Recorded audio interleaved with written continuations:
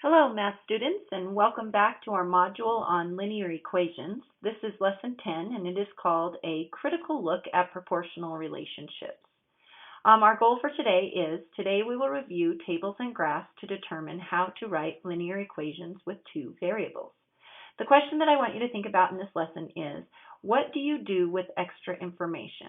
What are the parts of a linear equation? So if we're taking a little jaunt down memory lane, you spent quite a lot of time working in both Math 6 and Math 7 curriculums with working with tables. And one of the things that we talked about for many hours was determining the importance of understanding the difference between an independent variable and a dependent variable. And the way that this is shown with the use of tables is that the independent variable represents the amount of whatever you're working with that can stand alone, that still continues to happen regardless of the other thing. And so typically the independent variable, when you're working in tables, it usually sits on the left-hand side of the table. The dependent variable, or the dependent amount, usually sits on the right-hand side of the table because it's the result of something happening to the independent variable. So if we take a look at this table that we have right here, we have a table that has been labeled time, and we have a column on that same table that has been labeled distance. So time, for this example, would definitely be the independent variable because time doesn't ever stop.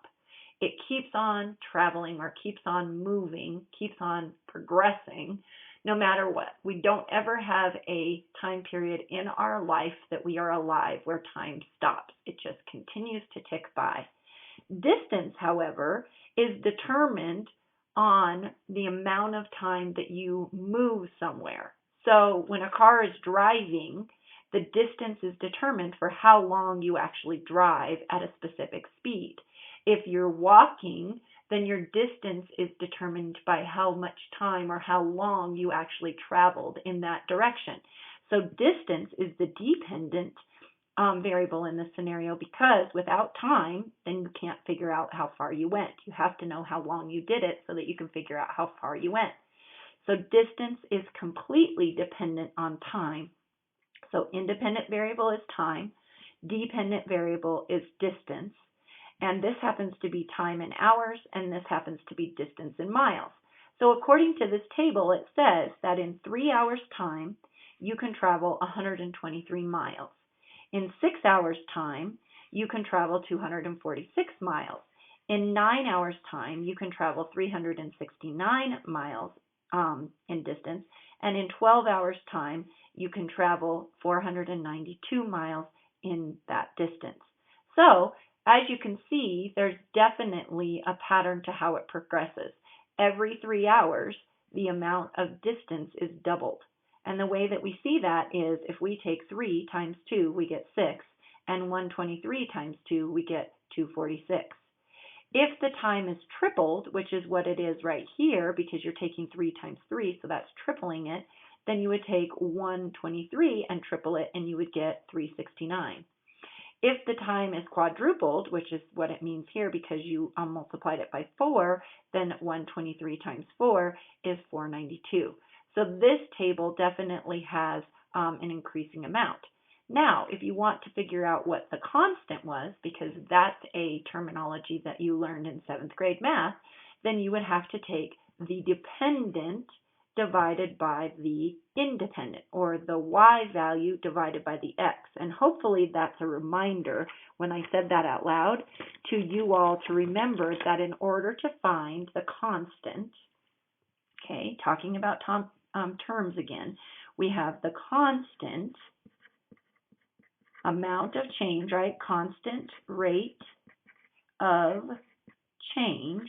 This is going back to 7th grade math. We haven't visited it for a long time, but the constant rate of change that we have to do in order to figure that out would be to take the y value divided by the x value. So in this instance, we're going to take 123 and we're going to divide it by 3. And when you do that, you're going to figure out the constant rate of change. So if we take 123 and we divide it by 3, that goes in there 4 times. Then we have this, and that goes in once, So we have that. So we would say that our constant rate of change is 41. So if you're remembering back anything to what we learned in 7th grade, m equals 41 because that's the constant rate of change.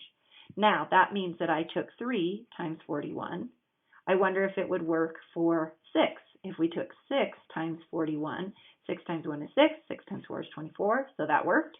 Then we would check it here to see if this one works. 9 times 1 is 9, 9 times 4 is 36, so that one worked. And then one more that we have to check, which I actually have to do the math over here, 12 times 41, I get 2, 1, placeholder, 8, 4, add those together, and I get 492, so it worked. All right, so then our last thing is, in order to get y, we have to take the x value, we have to times it by 41, and that would give me the y value, okay? So remembering all of this stuff from 7th grade math, it's now being applicable again. So let's read the questions below and see what we have to find. How do you determine the distance? Okay, well, we just figured it out.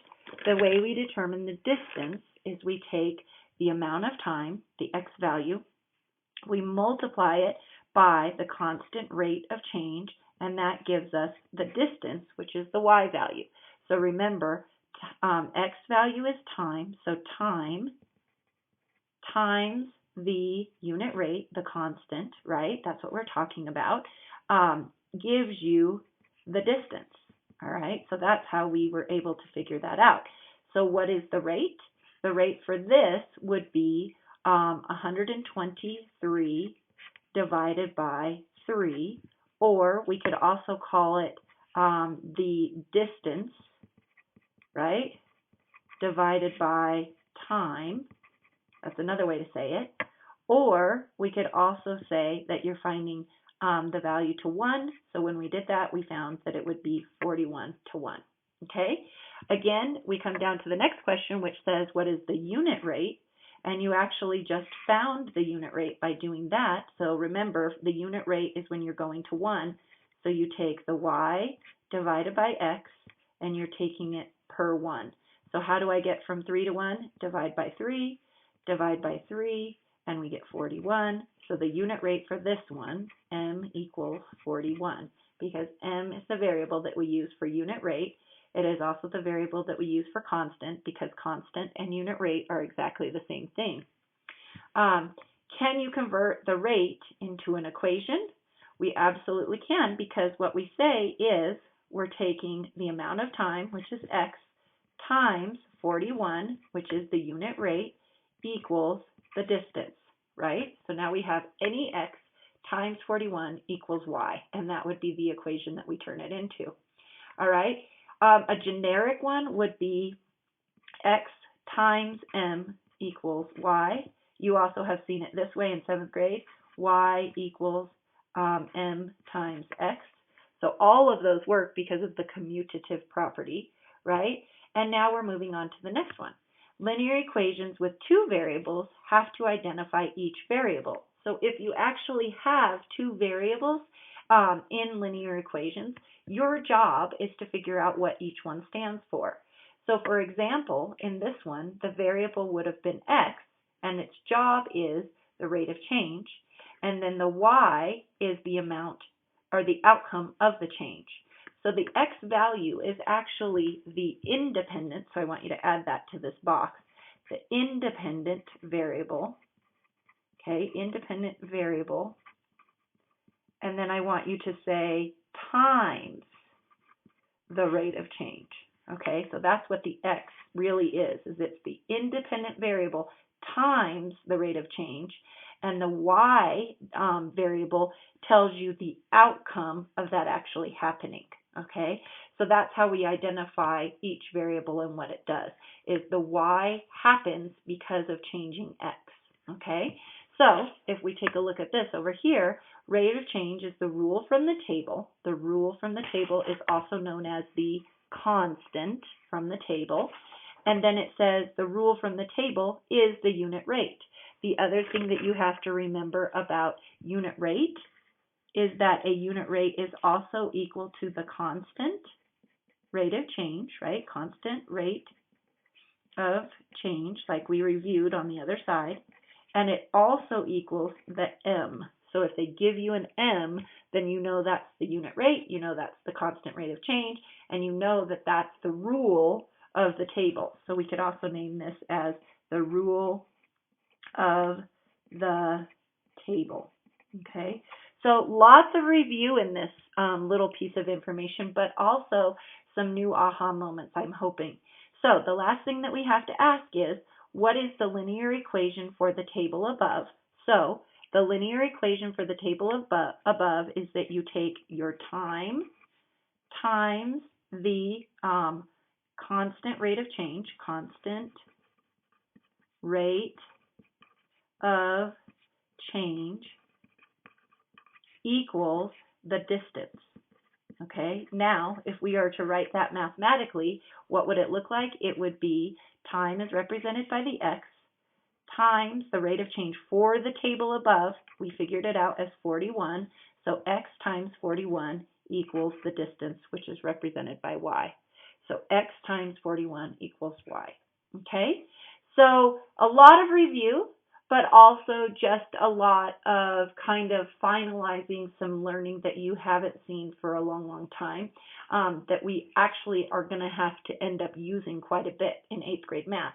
So our goal, today we will review tables and graphs to determine how to write linear equations with the two variables. That was awesome.